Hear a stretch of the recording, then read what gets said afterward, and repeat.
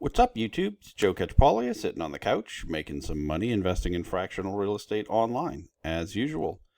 It is Friday, so it's time for this week's installment of the 52-week challenge. This is where I let you know what I bought as far as fractional real estate goes each week. It's been a pretty slow week for me, but we'll jump into it. If you don't know why we're doing this, look, if you watch the first video in this playlist, we explain, it's essentially just doing a virtual accountability group so that we're not just all looking at properties but not actually buying anything online, right? Trying to avoid that analysis paralysis. Before I forget, please like and subscribe. In the description of this video, I have links to all the platforms where I'm currently investing in fractional real estate online. Do your own due diligence on those platforms. Some of them, even though they have my money, are terrible. Others I think are great. But you want to dig into each one, do your own due diligence. Don't just buy stuff because you see me buying stuff. You want to really understand, is it the right investment for you? And also in the description to this video, I have a link to a Discord that I have set up for all of us to talk about fractional real estate investing, separate from the individual platforms channels that they have or may not have. Okay, so what did I buy this week? On ground floor, sticking with my plan that I've been doing for a while, just buying a little piece of every single LRO that they put out. That means I bought 5 LROs this week. Right now, this is just all reinvesting. So I actually am having repayments at a slightly faster rate than I am able to buy new loans. But I am accumulating, cash-wise, because some of the repayments are from my earlier ones that were a little bit bigger per LRO. And then, but I am actually accumulating more loans. So I'm buying, numbers-wise, I'm buying more LROs than are paying off. It's just from a dollars perspective that I had more dollars pay off than how much I was able to reinvest.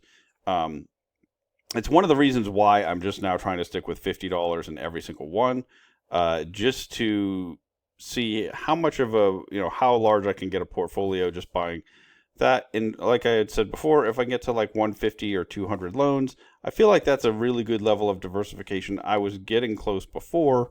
I think I was at 129 before they did that artificial payoff. But if I can get there and we don't have any more bumps in the road, then I'll start putting some more money on, and then probably maybe double the amount I put in each one. But I think where I'm relying on a very wide diversification strategy, it's important to have the same amount, putting the same amount into each one, to avoid that concentration risk. That's what I'm doing on here. Have been able to grow this number, so now I'm up to 115. 7 are extended now, so that number's growing. If we look at the ones I have paid off, 41 were extended, but still I've never had a default on here. So I think I've just been very lucky, especially when I compare my results to some other people who I've talked to in the Discord about ground floor. All right. What else did I buy this week? I bought a piece of the Malone. This was, this is a 8-bedroom, 4-bathroom pad split property, formerly a duplex, which is one of the things I liked about it, in, where is this one? Petersburg, Virginia. So, just want a pretty normal deal for mogul, I think. Maybe a little bit above average as far as my criteria, and that's why I picked up a piece of this one. I have been getting what I think is a little bit more picky with their deals, but this is a new market for me, so I wanted to go into that new market. And I don't know, I was pretty happy with it. It is sold out now, so one of the things that I've thought about, I still didn't do the new video for the most recent property that came up on Mogul. What is that property, and do they have any left? You guys can tell I'm just way behind. Yeah, the Freeman. They have a little bit left. Let's look at it. What are they raising on here? 163. So I might still try to get a video out before this is done being paid off, or the equity's done being raised. Even if not, I'll probably do it because it'll be interesting to go back and look at once the secondary market opens for these, which should be sometime next year, to be able to go back and look at what I thought about it when it first launched and how that compares to how it's going, and hopefully help me assess, one, if I'm missing important things about deals, if they're performing the way I expect and whatnot. Okay, that's actually everything that I bought this week. I didn't buy a single token on Lofty, which this is the first week in a long time that I didn't buy a single token on Lofty. If you've been paying attention to the Lofty Discord, there's a lot going on. There's all there's a free, a lot of the trading is frozen on a whole bunch of the assets that I had been buying, because Lofty decided to freeze trading on anything that's listed in the real world. As I've mentioned before, I think it's a terrible decision, especially the way that they did it. Just sort of, okay, this is the new rule, and all, it applies to everything. There's tons of properties that are currently listed for sale, and so in the real world, and so then they freeze them on here. So that's caused a lot of problems for me to be able to buy some, but even more so, some that I want to liquidate at this point and can't, because now I'm really just I sold 8 or 10 tokens or something, and I'd like to sell a whole lot more, but they are trading's frozen on some of them. One of the things that is very worrisome, if you've been paying attention to the Discord, is, let's see, I know I have some of it. I don't own a ton of any of these anymore. I sold my largest position on here already, but let's see. Oh yeah, this Penhurst property. Allegedly, I don't know this for a fact yet, but it appears that this property sold in real life.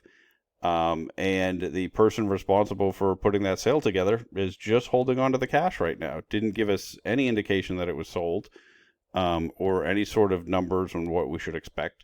And that's Alec, who is managing lots of properties. There's a whole bunch of accusations being thrown around right now. Obviously I haven't verified them myself, and I, really haven't heard much from Alec in the way of a defense for himself. But as far as misappropriating funds, moving money from the DAOs to maybe pay off his personal debt, I don't know. I'd like to give him the benefit of the doubt. I had thought of him as being one of the most, trustworthy of the third-party managers on the platform. It's scary. That's the whole, how I think he manages, some 40 or 50 assets still. So it makes me even more nervous about Lofty than I was before, right? Like, just seeing that, with one of the people that, obviously nobody has a long track record, but he has a decent track record of his early properties and of, trying to, put the DAO's interests, not necessarily in front of his own because he's investing in it, but like really look out for the DAO's interest in some of the ones that he's, especially his co-ownership properties early on that I invested in. So to see him do something like that and sort of just go silent about it and not really provide an explanation is worrisome. The one thing he did post in the Discord is that he's going to resolve the issue next week. What that looks like, I don't know. But so that's got it. So even though there are some really good deals, from a just numbers perspective on the platform right now that I'm tempted to buy, I've talked about it a lot of times. It's really hard to assess risk on the platform. And I think it's even worse. I think that there's, one of the things I didn't realize, yes, we gave somebody the authorization to sell the property, but I didn't realize that when we're doing the sales, I was thinking that the funds still get sent to Lofty at closing, but I guess that didn't happen on the Odom one because Earl sent that wire. So I don't know. I think you probably have noticed if you've been paying close attention to my channel, I still am not feeling super well and have been pretty checked out. Have not been on top of all this stuff as much as I'd like to be. But yeah, that whole situation is. I'm going to just continue liquidating my properties on here. I'm not sure that I'll buy any new tokens. It's one of the things it's worries me a little bit about my judgment, right? Because I was I've been buying properties that he's been in charge of the sale, and just really didn't expect that from him, based on how other things have gone. So hopefully it is just a lapse in judgment and is actually taken care of. What happened with the Penhurst funds, whatever happens with those will be, somewhat telling. I think I have 2 or 3 other properties that he's managing that we are working on a real world sale. So, I'm a little bit worried about that, where, uh, hopefully the same thing doesn't happen. But anyway, that's all a weird aside, right? Just to say that's why I didn't buy anything on Lofty, even though I've typically been buying something on here every single week. So yeah, it's kind of a weird one. If you want to share what you bought this week, we do have a section in the Discord called the 52-week challenge. You're welcome to jump in there. I know lots of you just like to DM me instead. That's fine too. The whole goal is to just have the discussion about what are we buying, what's our strategy, just making sure that we're just not, looking at lots of stuff and just sitting on our hands and not doing anything about it. Now, obviously, I don't want you to jump in and make rash decisions. There's clearly a lot more risk on some of these platforms than is obvious when you first look at them, right? And I mean, so far, there are a lot of examples of, whole platforms that are a problem. And then even, I think to a lot of people, Lofty is one of the more established platforms. Although I think it's been pretty obvious to a number of us for a long time that there is quite a bit of risk, of third party risk, and even just the setup. There just really needs to be a better way. They need to figure out a framework for management of these properties that is not going to just make it so easy for people to essentially steal from the DAOs or mismanage them. I think there's a lot of ideas that have been floated around. Not that I think that they're really paying attention to many of them. Hopefully they are. But yeah, I think that there just really needs to be a platform level solution, or some platform level guide rails or guardrails that sort of keep us moving in the right direction, versus the way the way it is now. It's scary, right? Like most of the rest of the properties on the platform are managed by 2 other individuals, both of which I feel very similarly about as I did about Alec a month or 2 ago, right? I mean, I think over the last several weeks, I did get a little bit worried because it was clear that he was struggling a little bit financially and with the management of some of the properties.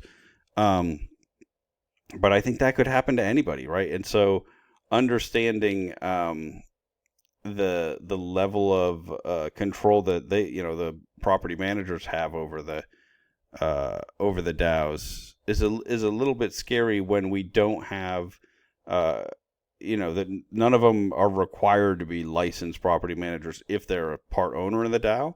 I think that's one thing we should rethink, right? Like maybe we'll only use state licensed property managers, because then at least they have some additional responsibility outside of just being able to sue them, right? There's some additional liability for them.